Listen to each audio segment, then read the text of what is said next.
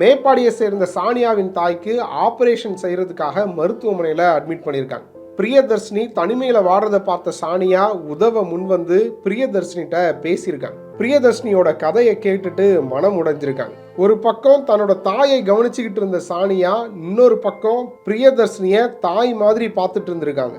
பிரியதர்ஷினியோட குடும்ப உறுப்பினர்கள்ட்ட பேசுறதாகட்டும், அவங்கள்ட்ட ஏதாவது தகவல் சொல்றதாகட்டும், பிரியதர்ஷினிய ஏதாவது செக்கப்க்கு கூட்டு போகிறதாகட்டும் எல்லாமே சானியா தான். தம்பதியாக வந்த பிரியதர்ஷினிய அவரோட பெற்றோர்கள் தனியாக ஒடிசாவிற்கு அழைத்து சென்றுள்ளனர். பிரியதர்ஷினியின் பெற்றோர்கள் சானியாவுக்கு பாய் சொல்ல கையசைத்த போது வார்த்தைகளால் விவரிக்க முடியாத வேதனையிலும் வலியிலும் திரும்பாமலேயே பிரியதர்ஷினி கையசைத்த போட்டோ பார்ப்பவர்களை கலங்க செய்கிறது.